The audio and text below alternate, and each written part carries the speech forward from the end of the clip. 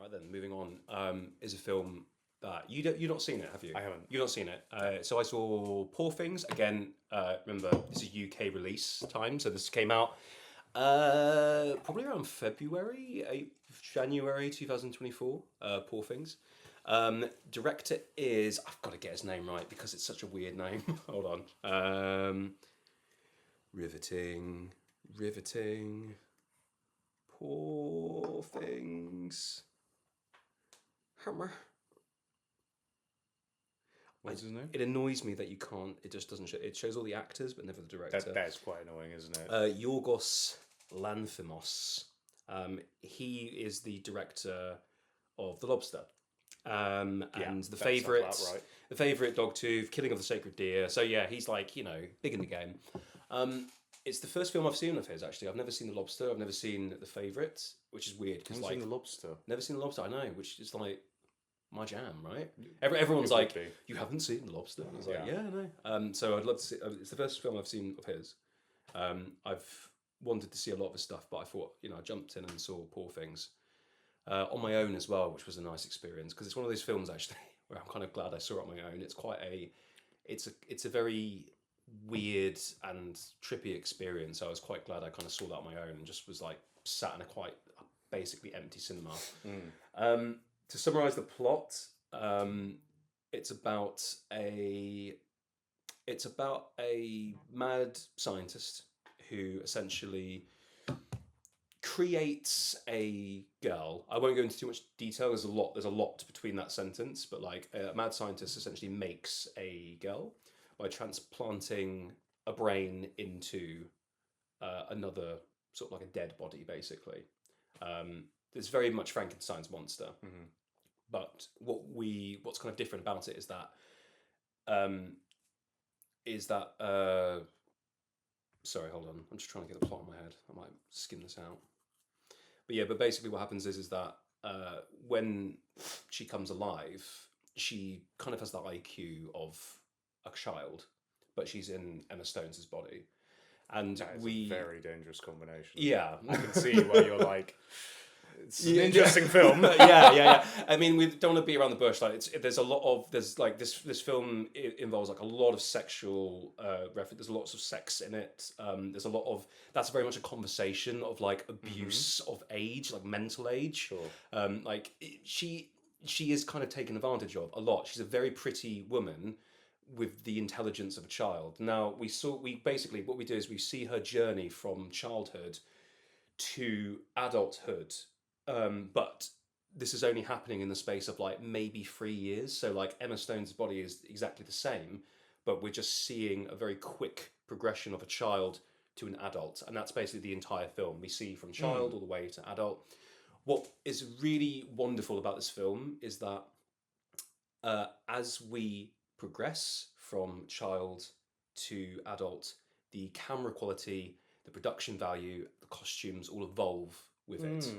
And so we start off with That's cool. very old cameras, and this is like it's not just an effect. Like he deliberately used lenses from like the time period. So like we have old lenses, fisheye lenses, black and white at the very beginning, and it's got that real kind of like very much like the Lighthouse kind of feel, like, because it's Willem Dafoe, he's there, and he's being Willem Dafoe again. Right. yeah. I mean, he's really good. He is very good in this. He is very good in this film, but he is very much Willem Dafoe. Yeah. In this, I've created another apparition, another being out of nothing, and it's like, yeah, cool.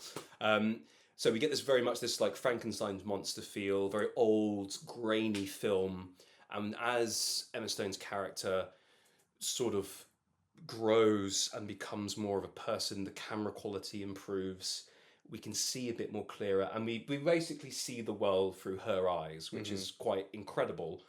And basically she kind of falls in love with the assistant of the doctor, but then she kind of turns into a teenager, and so we get like a moody teenager, and she just decides that she's going to go on a voyage across Europe with this eccentric man.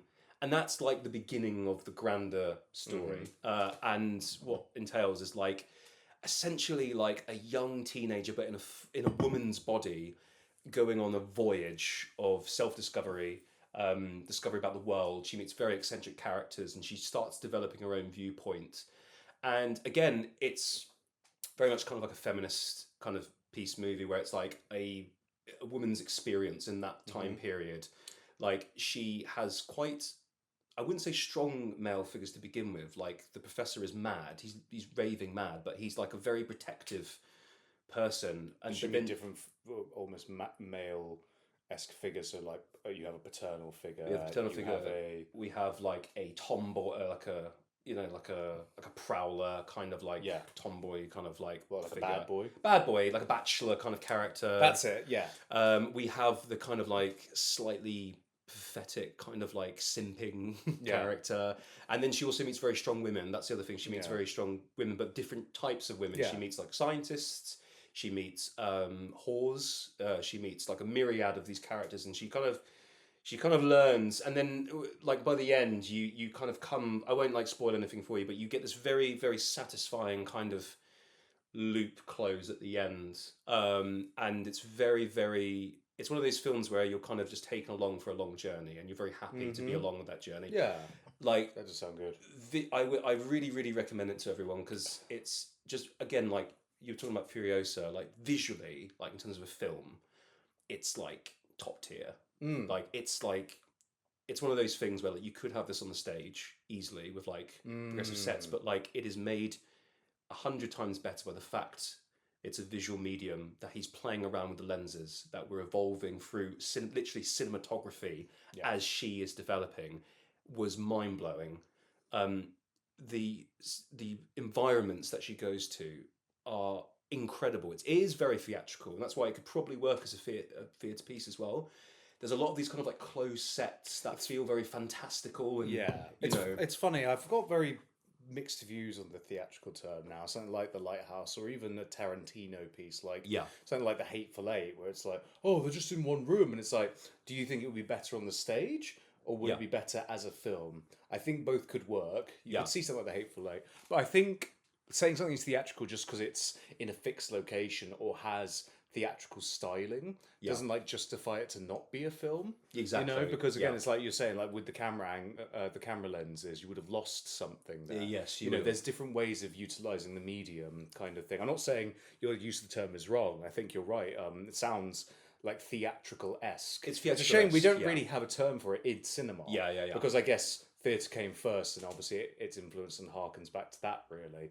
But yeah, theatrical doesn't in cinema, I think, is absolutely valid. Yeah. It showing like what you can do with it if you're utilizing the medium.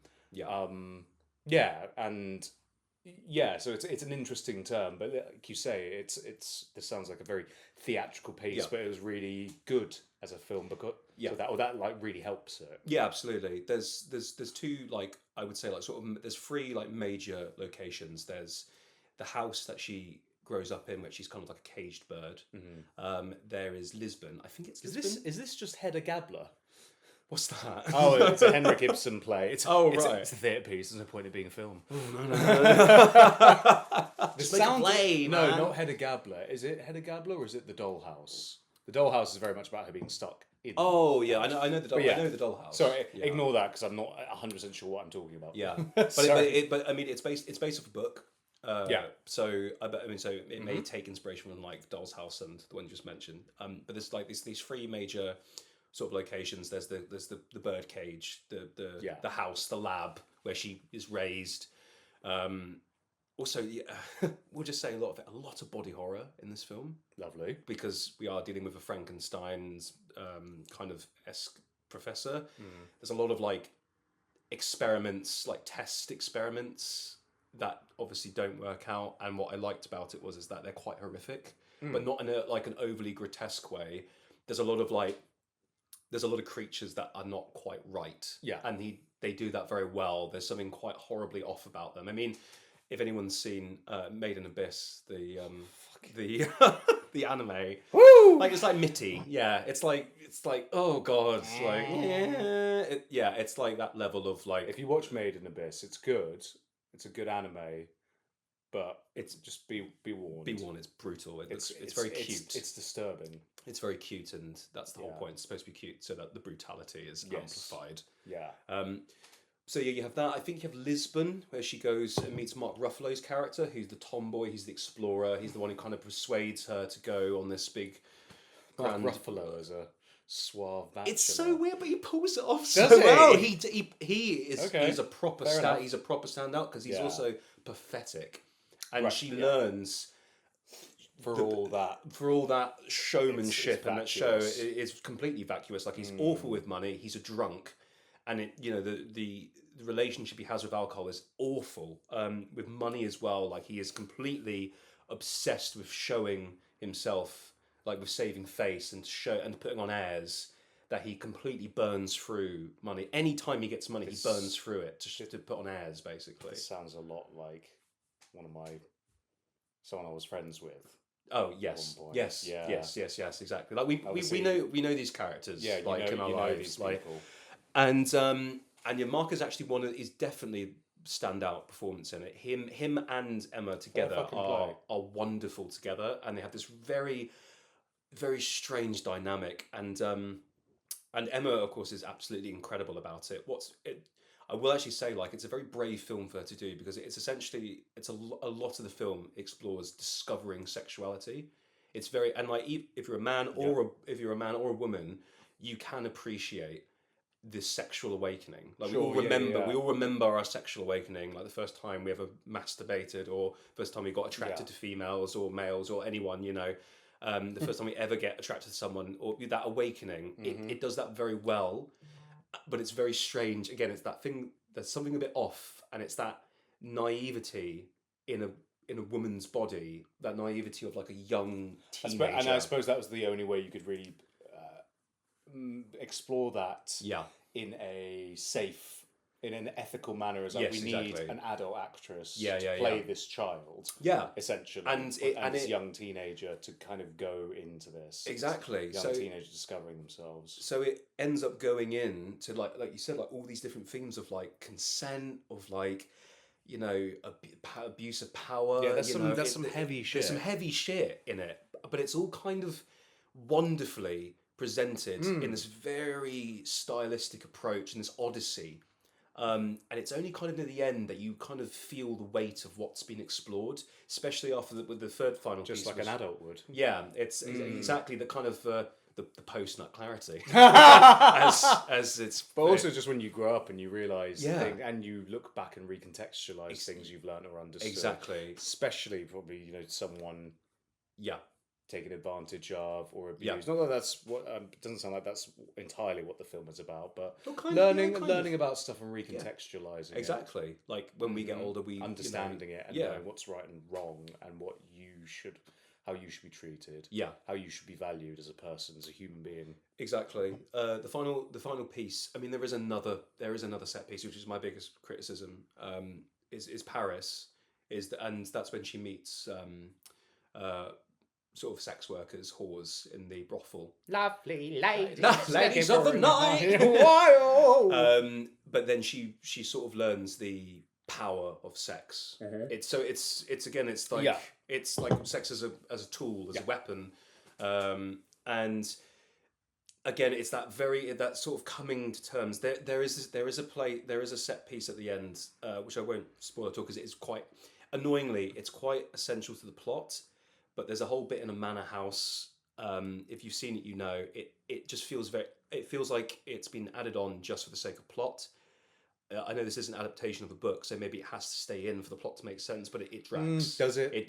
When you look at it retrospectively, does it? I don't know, because it's supposed to signify another big moment in her life. Again, I don't want to spoil it, but there's another big turning point. Could they have put that elsewhere? Could they have condensed that into a previous section? But there's a section at the end, which it just feels very...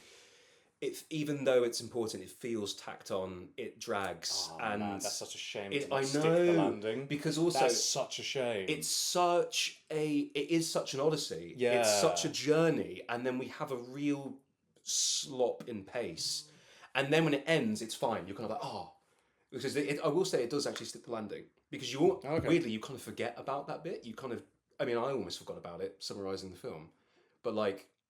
When it comes back to the end, it is a nice, satisfying loop. Okay. You just that little bit, it just feels a bit strange and a bit weird. There's a lot of that in modern films now, isn't there? Yeah, we talked about film length and necessity and stuff before, but a lot of, again, just the need to cut things down, streamline for the sake of storytelling. More isn't better. Yeah. Basically, I think it's forgotten often, you know. Yeah. Anyway, that's a whole other conversation. But it sounds like it could have done, again, another film that could have done with just a bit of trimming. Yeah, exactly. And like, is this really compelling or interesting or necessary? Exactly. It's got to be all three for it to be good. Yeah. And if it's like one of two of those, if it's only one of those things, those three things, you know, it could be a problem. Like if it's necessary, you know, maybe you should find a way to reuse it elsewhere. Yeah, exactly. You know? And like, this is an adaptation, and it's already quite a stylistic adaptation. Yeah. So there's already a lot of artistic license. I mean, if Lord of the Rings, there's so fucking huge liberties, a lot of shit condensed, cut out, put together in different places, you know, and it's brilliant. So adapt doesn't mean like replicate, I guess, in a different medium. You can adapt it. Exactly. Yeah.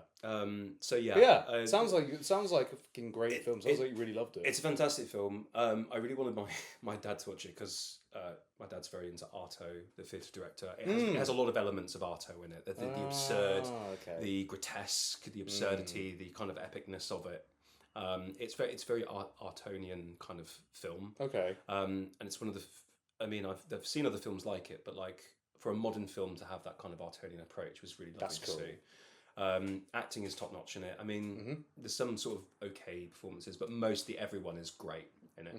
Does a very, very solid thing. So I've got no sort of notes on that. And yeah, I think people should give it a go and watch it because again, like it did very well at the awards, but it's still one of those films where like even amongst people who work in like when I talked about that at work. Only like two people. I know what you mean. It doesn't seem to, for all your talk, it doesn't seem to have made waves. Which is really weird because like I loved it. Everyone I know who's seen it has watched it, loved it. But then like again, like you know, I was in like the production office and I asked like, oh, did anyone see Poor Things? And then like two people were like, yeah, I thought it was great, and everyone was like, no. I guess these things need to. I mean, I wonder what it was coming out against. Yeah, that's true. But even that, it's like sometimes it's just not the right time. Yeah. For whatever reason, some of the people just aren't in the mood for it, or it doesn't seem to appeal at the right time. It's hard. Yeah. Sometimes to know why a film just didn't quite catch the zeitgeist. Yeah. It sounds like it should have. Absolutely. And its use of cinematography. It's it's one of those things like it does sound like such a little small thing to be super excited about, but like the level of detail in like the changing of the lenses as we progress through her mental state, I just found it's just so like inspired. Yeah. You know, like it's just fantastic. That's cool. Great way to use the cinematic medium. Yeah, exactly. That's so cool. And yeah, that's really all I can say about it. What rating would you give it, mate? I give it a just trying to think of something that's like relevant to the film. And not, that doesn't involve her not vagina. Horrible. Yeah. I know. Because it sounds a bit. I'm just like, what's the rating thing gonna be? I give it 4 Frankenstein monsters out of 5 Frankenstein monsters. Sure. There you go. That's my rating. Yeah, there you go. Watch Poor Things, people. You won't be poorer for it. Whoa, hello.